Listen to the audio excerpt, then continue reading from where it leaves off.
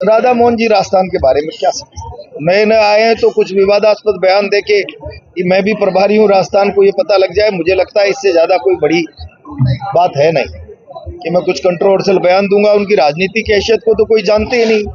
मेरे ख्याल से वो जिस प्रदेश से आए हैं वहां भी उनकी कोई राजनीतिक हैसियत का ज्यादा मूल्यांकन है नहीं। कोई संघों के स्वयंसेवक थे और राज्यसभा में भेज दिए तो मुझे लोग पहचाने, इसके लिए कुछ हाथ पैर तो फैलाऊं ना। मुझे लगता है तो वो सचिन पायलट का नाम लेकर ही चर्चा में मैं 10 किलोमीटर स्कूटर से आया हूँ, 2 घंटे लगे हैं 10 किलोमीटर स्कूटर से पार करने में। ये मैंने अपने भाषण में भी कहा है कि भाई आध्यात्मिक विरासत के संरक्षक बनने वाले भाजपाई हो। कौन सा जज्बा लग रहा है आपको? पता नहीं था कि जोधपुर देवधाम पर ऐतिहासिक मेला लगता है और यातायात को सुव्यवस्थित करना। यह एडमिनिस्ट्रेशन का कोई व्यक्ति नहीं है। 2 4 5 10 पुलिस के लोग दिखे, एक मुख्यमंत्री जाता है तो 200-500 लोगों की ड्यूटी लग जाती है। भाई यहाँ लाखों लोग इस मेले में आए हैं। मैं समझता हूँ ये सरकार की भेदभावपूर्ण नीति है और मैंने अभी कहा है कि हमारे इतिहास के साथ छेड़छाड़ करने की कोशिश की जा रही है।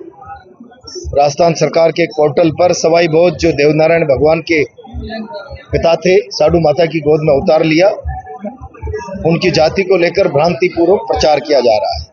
वो इतिहास मिट गया तो फिर हमारा सारा इतिहास मिट जाएगा और ये हमारे लिए बहुत आत्मसम्मान। मेरे नौजवान साथियों से बार बार कहना पड़ रहा है और अब तो मेरे को कहते हुए भी शर्म आ रही है। आप बार बार यहाँ बैठ जाते हो। दोस्तों प्रस्तुति है उसमें आज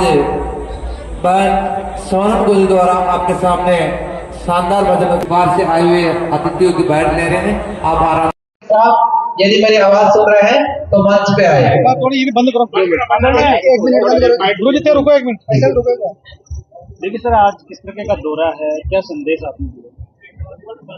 देखिए, देवनारायण जयंती सप्तमी गुर्जर समाज के लिए बहुत बड़ा त्योहार होता है। जैसे आम हिंदू के लिए दिवाली, अयोध्या, काशी का महत्व है, गुर्जर समाज के लिए आसिंद और सवाई भोज का और जोधपुरिया का उतना ही बड़ा महत्व है। यह आप खुद महसूस कर रहे होंगे कि किस तरीके से श्रद्धा का ज्वार उमड़ रहा है। मुझे तकलीफ इस बात की है, राजस्थान बीजेपी सरकार, मैंने अभी कहा है कि अपने आप को धार्मिक श्रद्धा और आस्था का संरक्षक बताने वाले भाजपाई, उन्हें राजस्थान और देश के कोने कोने से आने वाले बुजुर्ग, माता, बहनें, बच्चे नजर नहीं आ रहे जो 12-12 घंटे से जाम में फंसे पड़े। यह एडमिनिस्ट्रेशन का कोई व्यक्ति नहीं है। 2 4 5 10 पुलिस के लोग दिखे, एक मुख्यमंत्री जाता है तो 200-500 लोगों की ड्यूटी लग जाती है। भाई यहाँ लाखों लोग इस मेले में आए हैं। मैं समझता हूँ ये सरकार की भेदभावपूर्ण नीति है और मैंने अभी कहा है कि हमारे इतिहास के साथ छेड़छाड़ करने की कोशिश की जा रही है। राजस्थान सरकार के पोर्टल पर सवाई भोज जो देवनारायण भगवान के पिता थे, साधु माता की गोद में उतार लिया, उनकी जाति को लेकर भ्रांतिपूर्वक प्रचार किया जा रहा है। वो इतिहास मिट गया तो फिर हमारा सारा इतिहास मिट जाएगा और ये हमारे लिए बहुत आत्मसम्मान और चुनौती की बात है। समाज को समझना चाहिए, मैंने अभी कहा। सर, आपने युवाओं को संदेश दिया है कि जो संस्कृति है उसका संरक्षण जरूरी है, क्या कहेंगे इसको? मैंने कहा है संस्कृति के संक्रमण और संवर्धन से हमें भविष्य का अनंत काल तक का रास्ता मिलता है। विरासत खाली गर्व करने के लिए नहीं, विरासत हमारा मार्गदर्शन करती, इंस्पायर करती, हमारे लिए भविष्य की चुनौतियों से लड़ने का रास्ता बनाती है और हमारे पास बहुत गौरवशाली विरासत है, खासतौर से समाज के पास। उस विरासत को समझें, उसका संरक्षण करें, संवर्धन करें और मैंने कहा संक्रमण करें, अनंत सालों तक फैलती जाए, बढ़ती जाए। सचिन पायलट पर बीजेपी के नवनियुक्त प्रभारी राधा मोहन अग्रवाल ने बड़ा हमला बोला है, इसको लेकर राधा मोहन जी राजस्थान के बारे में क्या समझते? नए नए आए हैं तो कुछ विवादास्पद बयान देके कि मैं भी प्रभारी हूँ राजस्थान को ये पता लग जाए, मुझे लगता है इससे ज्यादा कोई बड़ी बात है नहीं कि मैं कुछ कंट्रोवर्शियल बयान दूंगा। उनकी राजनीतिक हैसियत को तो कोई जानते ही नहीं। मेरे ख्याल से वो जिस प्रदेश से आए हैं वहां भी उनकी कोई राजनीतिक हैसियत का ज्यादा मूल्यांकन है नहीं। कोई संघों के स्वयंसेवक थे और राज्यसभा में भेज दिए तो मुझे लोग पहचाने, इसके लिए कुछ हाथ पैर तो फैलाऊं ना। मुझे लगता है तो वो सचिन पायलट का नाम लेकर ही चर्चा में आ जाऊं, कुछ और लोगों का नाम लेके आ जाऊं, तो इससे ज्यादा कवायद मुझे नहीं लगती। आगामी दिनों में उपचुनाव होने वाले हैं, किस तरह से देखते हैं आप? वो सब राजस्थान को पता है। 10 महीने में भजनलाल जी की सरकार केवल भजन कर रही है और जनता भूखे पेट भजन नहीं गोपाला तरस रही है। सर, आपने यहाँ का सफर किया, किस तरह की कठिनाई का सामना करने पड़ा आपको? मैंने कहा ना, मैं 10 किलोमीटर स्कूटर से आया हूँ, 2 घंटे लगे हैं 10 किलोमीटर स्कूटर से पार करने में। ये मैंने अपने भाषण में भी कहा है कि भाई आध्यात्मिक विरासत के संरक्षक बनने वाले भाजपाई हो। कौन सा चश्मा लग रहा है आपको? पता नहीं था कि जोधपुर देवधाम पर ऐतिहासिक मेला लगता है और यातायात को सुव्यवस्थित करना सरकार की जिम्मेदारी है। भाग रही है सरकार। प्रदेश की कानून व्यवस्था कुछ दिखता है क्या कानून व्यवस्था नाम की कोई चीज? सरकार है ही नहीं, ऐसा लगता है। गुंडे बेलगाम अपराधी, कानून का कोई खौफ नहीं है अपराधियों में। छोटी छोटी बच्चों के साथ बलात्कार हो जाना, घर से उठा के ले जाना, घरों में लूट डकैती आम बात हो गई। और इस सरकार का इकबाल खत्म हो गया है। 10 महीने में जनता का विश्वास उठ रहा है इन सारी घटनाओं से। भजनलाल सरकार आई, अवैध खनन को लेकर बड़े दावे किए। वो बनास में कौन कर रहे हैं? वो डिसिल्टिंग के नाम पर पूछो ना, आप अखबार के लोग बोलो ना भैया, कौन कौन शामिल है उसमें? 5 साल में 50,000 करोड़ का मामला है। डिसिल्टिंग गाद निकालने के नाम पर रिफाइन रेती बेचने का धंधा भाजपा के बड़े लोगों ने हथिया लिया है। बोलो ना मुख्यमंत्री जी। मैंने तो कहा जब मैं बीजेपी में था, मुख्यमंत्री जी से क्या हो रहा है? बीजेपी ने अभी सदस्यता अभियान शुरू किया है। अब छोड़ो, बीजेपी की बात क्यों पूछ रहे हो मेरे से? मैं जन्मपत्री मुझसे ज्यादा कौन जानता है? 40 साल उनके बीच में रहा हूं। बोले श्री देवनारायण भगवान।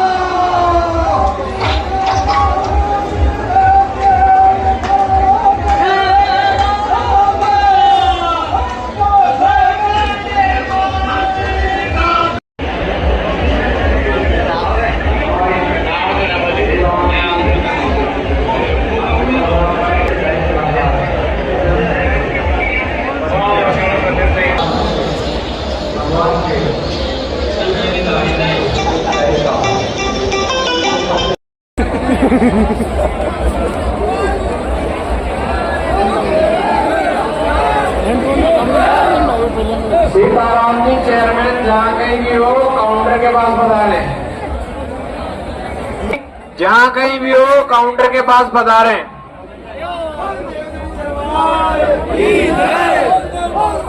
दीपक जी कोटपुतली कार्ड से जो है आपके परिजन काउंटर के पास आपका इंतजार कर रहे हैं।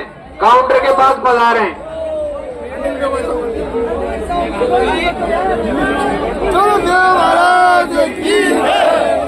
सीताराम जी मैनेजर साहब जहाँ सीताराम जी मैनेजर जहाँ कहीं भी हो मेरी आवाज सुन रहे हो वो काउंटर के पास बजा रहे हैं।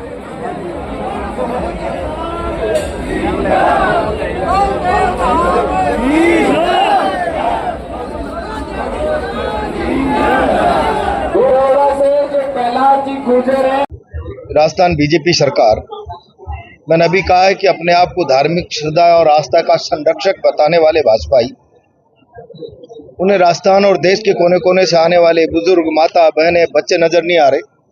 जो 12-12 घंटे से जाम में फंसे पड़े। यह एडमिनिस्ट्रेशन का कोई व्यक्ति नहीं है। 2, 4, 5, 10 पुलिस के लोग दिखे। एक मुख्यमंत्री जाता है तो 200-500 लोगों की ड्यूटी लग जाती है भाई। यहाँ लाखों लोग इस मेले में आए हैं। मैं समझता हूँ ये सरकार की भेदभावपूर्ण नीति है और मैंने अभी कहा है कि हमारे इतिहास के साथ छेड़छाड़ करने की कोशिश की जा रही है। राजस्थान सरकार के एक पोर्टल पर सवाई भोज जो देवनारायण भगवान के पिता थे, साधु माता की गोद में उतार लिया, उनकी जाति को लेकर भ्रांतिपूर्वक प्रचार किया जा रहा है। वो इतिहास मिट गया तो फिर हमारा सारा इतिहास मिट जाएगा और ये हमारे लिए बहुत आत्मसम्मान और चुनौती की बात है। समाज को समझना चाहिए, मैंने अभी कहा। सर, आपने युवाओं को संदेश दिया है कि जो संस्कृति है उसका संरक्षण जरूरी है, क्या कहेंगे इसको? मैंने कहा है संस्कृति के संक्रमण और संवर्धन से हमें भविष्य का अनंत काल तक का रास्ता मिलता है। विरासत खाली गर्व करने के लिए नहीं, विरासत हमारा मार्गदर्शन करती, इंस्पायर करती, हमारे लिए भविष्य की चुनौतियों से लड़ने का रास्ता बनाती है और हमारे पास बहुत गौरवशाली विरासत है, खासतौर से समाज के पास। उस विरासत को समझें, उसका संरक्षण करें, संवर्धन करें और मैंने कहा संक्रमण करें, अनंत सालों तक फैलती जाए, बढ़ती जाए। सचिन पायलट पर बीजेपी के नवनियुक्त प्रभारी राधा मोहन अग्रवाल उन्होंने बड़ा हमला बोला है, इसको लेकर राधा मोहन जी राजस्थान के बारे में क्या समझते? नए नए आए हैं तो कुछ विवादास्पद बयान देके कि मैं भी प्रभारी हूँ राजस्थान को ये पता लग जाए, मुझे लगता है इससे ज्यादा कोई बड़ी बात है नहीं कि मैं कुछ कंट्रोवर्शियल बयान दूंगा। उनकी राजनीतिक हैसियत को तो कोई जानते ही नहीं। मेरे ख्याल से वो जिस प्रदेश से आए हैं वहां भी उनकी कोई राजनीतिक हैसियत का ज्यादा मूल्यांकन है नहीं। कोई संघ उनके स्वयंसेवक थे और राज्यसभा में भेज दिए तो मुझे लोग पहचाने, इसके लिए कुछ हाथ पैर तो फैलाऊं ना। मुझे लगता है तो वो सचिन पायलट का नाम लेकर ही चर्चा में आ जाऊं, कुछ और लोगों का नाम लेके आ जाऊं तो इससे ज्यादा कवायद मुझे नहीं लगती। आगामी दिनों में उपचुनाव होने वाले हैं, किस तरह से देखते हैं आप? वो सब राजस्थान को पता है। 10 महीने में भजनलाल जी की सरकार केवल भजन कर रही है और जनता भूखे पेट भजन नहीं गोपाला तरस रही है। सर, आपने यहाँ का सफर किया, किस तरह की कठिनाई का सामना करने पड़ा आपको? मैंने कहा ना, मैं 10 किलोमीटर स्कूटर से आया हूँ, 2 घंटे लगे हैं 10 किलोमीटर स्कूटर से पार करने में। ये मैंने अपने भाषण में भी कहा है कि भाई आध्यात्मिक विरासत के संरक्षक बनने वाले भाजपाई हो। कौन सा चश्मा लग रहा है आपको? पता नहीं था कि जोधपुर देवधाम पर ऐतिहासिक मेला लगता है और यातायात को सुव्यवस्थित करना सरकार की जिम्मेदारी है। भाग रही है सरकार। प्रदेश की कानून व्यवस्था कुछ दिखता है क्या कानून व्यवस्था नाम की कोई चीज? सरकार है ही नहीं, ऐसा लगता है। गुंडे बेलगाम अपराधी, कानून का कोई खौफ नहीं है अपराधियों में। छोटी छोटी बच्चों के साथ बलात्कार हो जाना, घर से उठा के ले जाना, घरों में लूट डकैती आम बात हो गई। और इस सरकार का इकबाल खत्म हो गया है। 10 महीने में जनता का विश्वास उठ रहा है इन सारी घटनाओं से। भजनलाल सरकार आई, अवैध जमीन को लेकर बड़े दावे किए। वो बनास में कौन कर रहे हैं? वो डिसिल्टिंग के नाम पर पूछो ना, आप अखबार के लोग बोलो ना भैया, कौन कौन शामिल है उसमें? 5 साल में 50,000 करोड़ का मामला है। डिसिल्टिंग गाद निकालने के नाम पर रिफाइन रेती बेचने का धंधा भाजपा के बड़े लोगों ने हथिया लिया है। बोलो ना मुख्यमंत्री जी। मैंने तो कहा जब मैं बीजेपी में था मुख्यमंत्री जी से, क्या हो रहा है? बीजेपी ने अभी सदस्यता अभियान शुरू किया है। अब छोड़ो, बीजेपी की बात क्यों पूछ रहे हो मेरे से? मैं जन्मपत्री मुझसे ज्यादा कौन जानता है? 40 साल उनके बीच में रहा हूं। बोले श्री देवनारायण अध्यक्ष गांधी जी, मंचस्थ समाज के सभी सम्मानित नेतागण, सबके नाम नहीं है ना, मैंने ये कहा था तो सबके नाम बोल देता। सम्मानित मंच, राजस्थान के कोने कोने से जोधपुर धाम में पधारे हुए सभी धर्म प्रेमी सजातीय बंधु और भाइयों,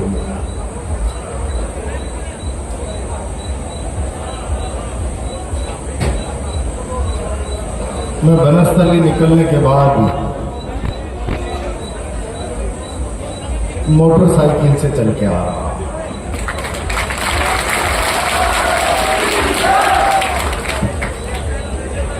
आज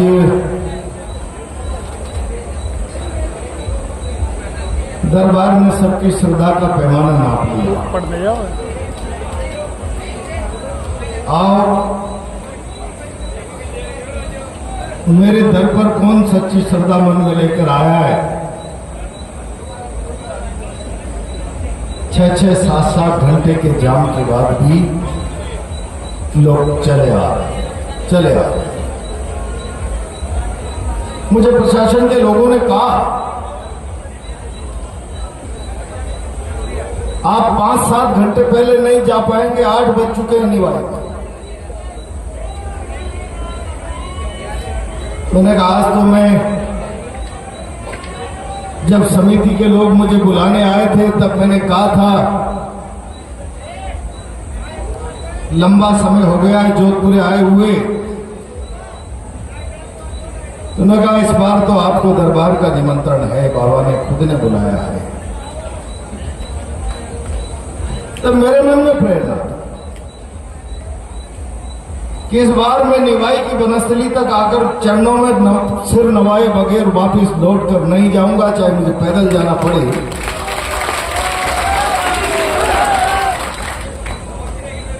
वरना मैं इस अवसर पर केवल एक बात कहना चाहता हूं, कोई कोटा से चला तो, कोई जयपुर से चला तो, कोई अतिथि अहमदाबाद से चला, और चलने से पहले सबके पास इस बात के अंदाजे थे वहां पहुंचा भी जा सकता और नहीं भी पहुंच सकता। मैं ये बात इसलिए कह रहा हूं, मेरे सामने तमाम श्रद्धालु बैठे, ये जो आप लगातार श्रद्धा का उमड़ता हुआ समुंदर देख रहे हैं, तो मन में एक कल्पना पैदा हो कि आखिर ये श्रद्धा का समुंदर यूं ही कैसे उमड़ रहा। ये हमारी 1100 सवा 1100 साल पुरानी विरासत और इतिहास की इतनी मजबूत था कि आदि अनादि काल तक जब तक सृष्टि और समाज रहेगा, उस विरासत और इतिहास की थाती के प्रति हमारी श्रद्धा दुनिया की कोई ताकत कम नहीं कर सकती।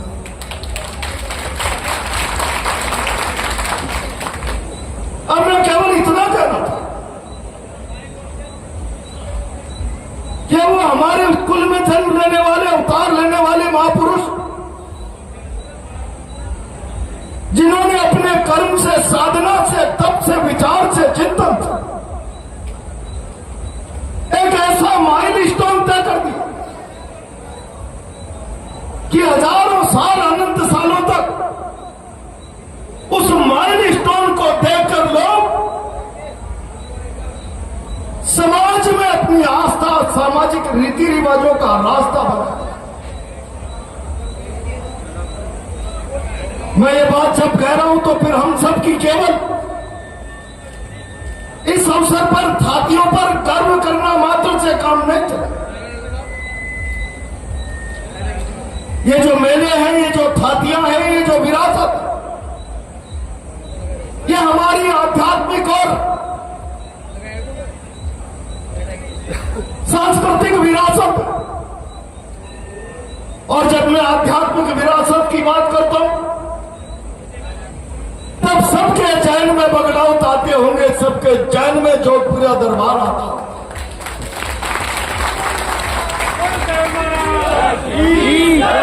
और जब हम आध्यात्म की विरासत में डुबकी लगाते तो अंतरात्मा की धुलाई होती, अंतरात्मा की शुद्धिकरण होती। और जब सांस्कृतिक गौरव के साथ साक्षात्कार करते हैं तो फिर हमारे मन की, विचार की, कर्म की शक्ति प्रबल होती है। ऐसी ताकतवर विरासत के धनी मेरे सामने बैठे हुए लोग आज एक संकल्प लेकर जाना। यह केवल विरासत गुणगान करने से सुरक्षित नहीं रहेगा। यह विरासत आने वाली पीढ़ियों के लिए और ताकतवर बने। हजारों साल बाद आने वाली पीढ़ियों के लिए यह विरासत मजबूत, श्रद्धा और विश्वास का मार्ग बने।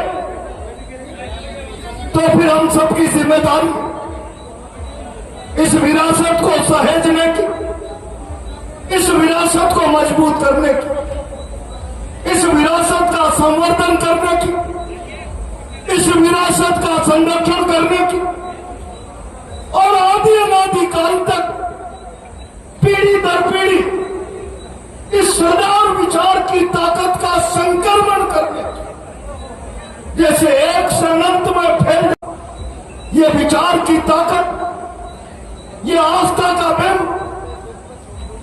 आदि अनादि काल तक आने वाले पीढ़ियों में संकल्प के रूप में फैला।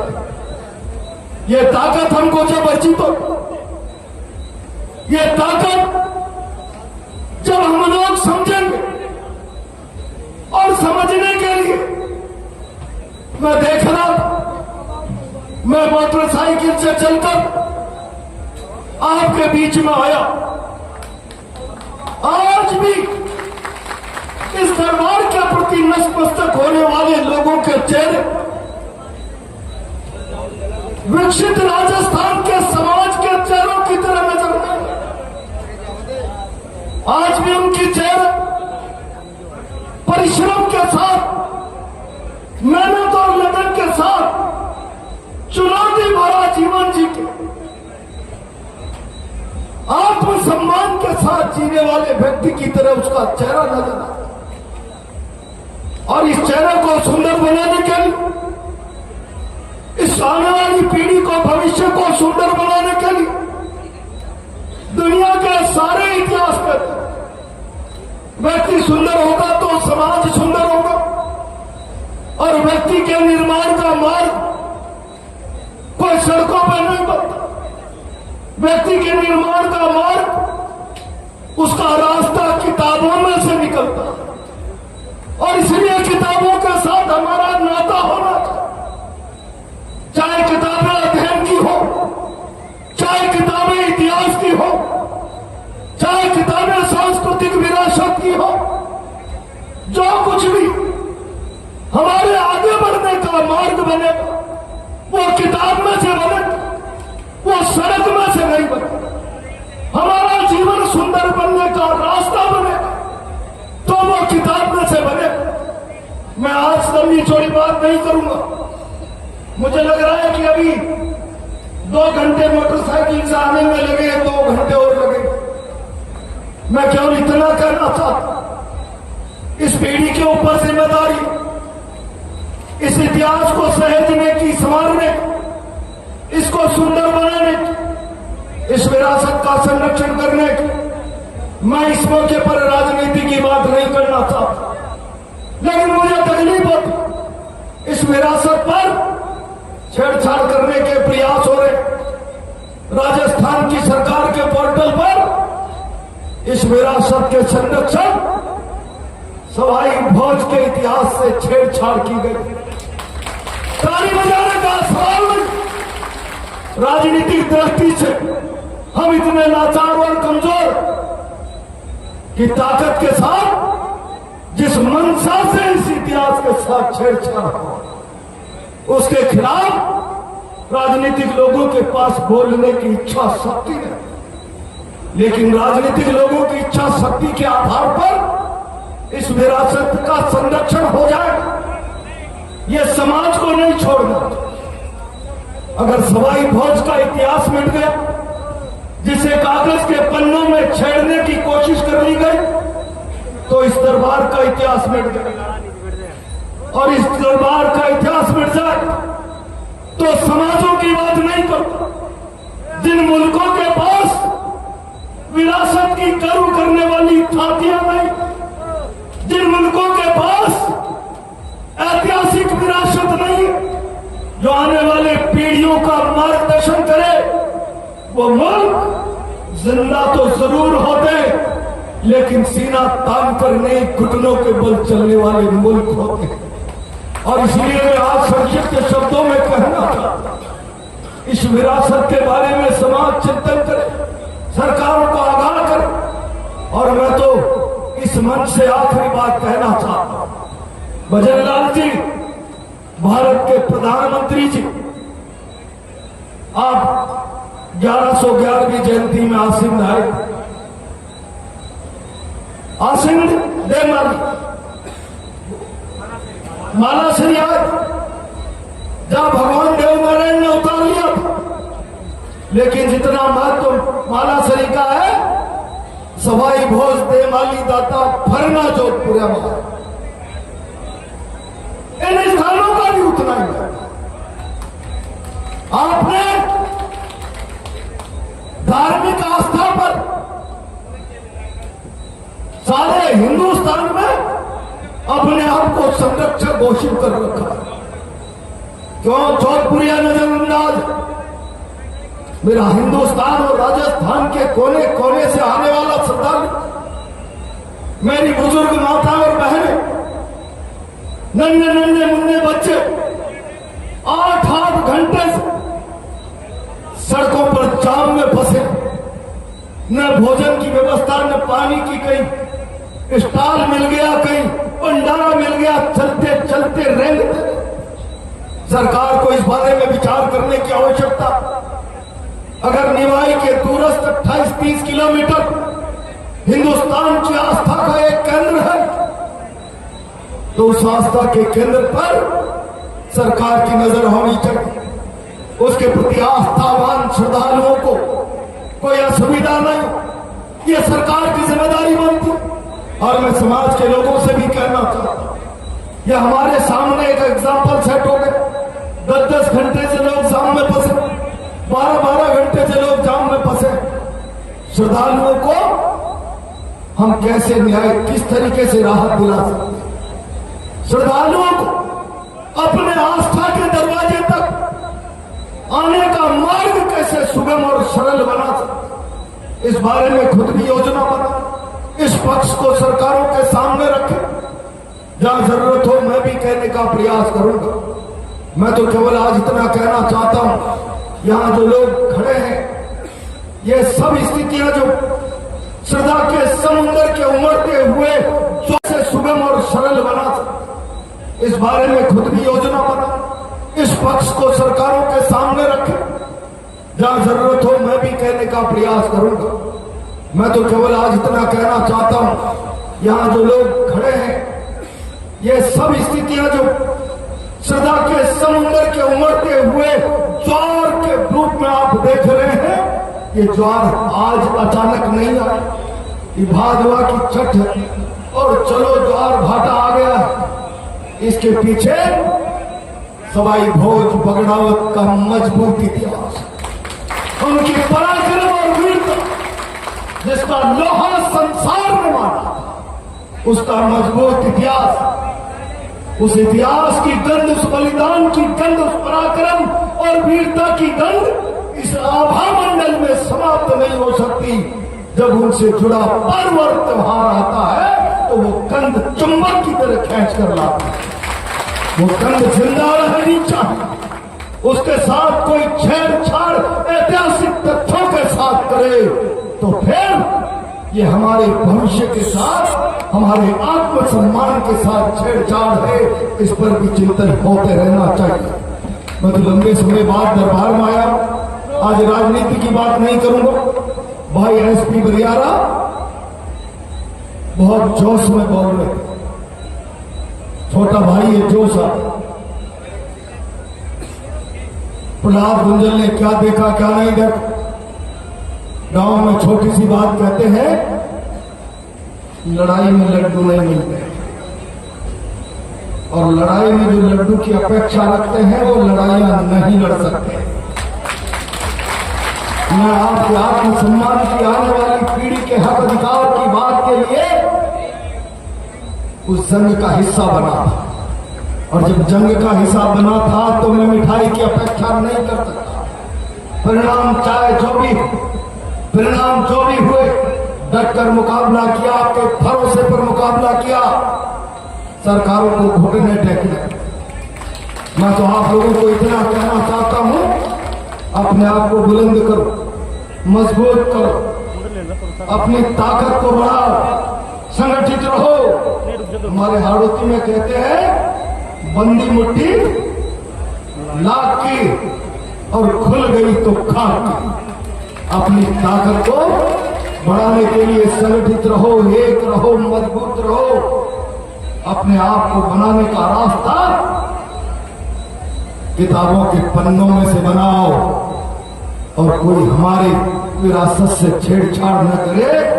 इसके लिए अपने मन को जगाओ, सजग प्रहरी की, समाज के सजग प्रहरी की भूमिका बनाओ। आज के शुभ अवसर पर इतनी